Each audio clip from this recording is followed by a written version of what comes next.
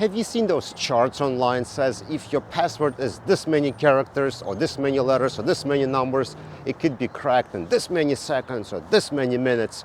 Well, those are very popular, and of course they're like a scare tactic. You know, they try to grab your attention and scare you into like believing that if you have a short password, then everything you have is vulnerable and it's going to be cracked.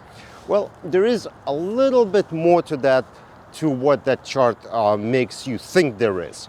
And today I want to share some of the thoughts I have about it. I'm sure you guys know I'm not a security expert or anything like that. So this is just my opinion and how I interpret that chart. And so before we understand what's going on here, we need to kind of understand the data that they're talking about, or the data we are protecting with passwords. And I would put it into two different categories. There is a local data that is on your C drive or on your network. And then there is an online data that resides somewhere on an online service, like your Hotmail account, for example.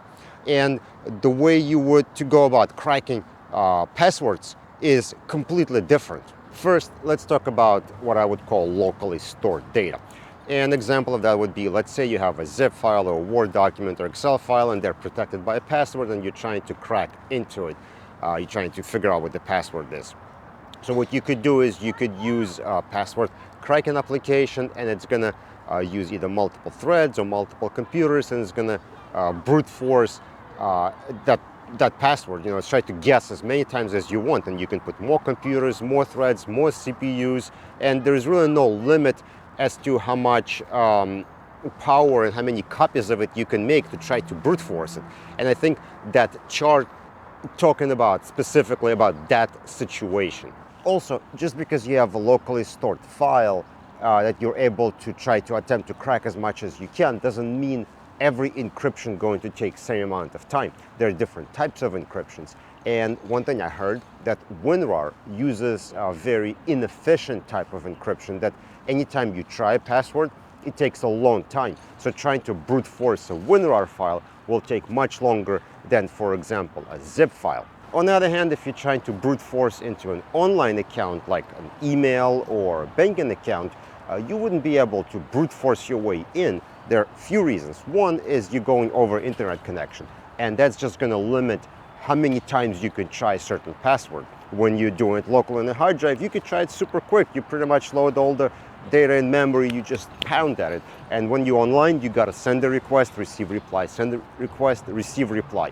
So having internet connection is going to completely change how quickly you can try brute force attack. I'm sure you've seen those captcha checks that come up once in a while. So after a number of incorrect password tries, you'll probably get that captcha that's going to stop you, or your account will get locked out, similar to what you get on your phone if you try your passcode too many times. And finally, a lot of services use two-factor authentication anyway. So in that case, you might as well just keep your password as password 123, and no one will be able to get in anyway. But seriously, don't do that. I think the overall takeaway is, yes, you should use lone password. You should not be using same password multiple websites. Use all the best practices for creating passwords, but you also shouldn't panic and think just because you have a short password or something like that, that your account's gonna get hacked right away. What you're looking at is basically just the marketing, you know, on social media that is trying to grab your attention and trying to scare you into things. So that's my opinion on the matter. If you have your own opinion, please put it in the comment section below. Don't forget to follow on LinkedIn, subscribe on YouTube. I'll see you in the next video.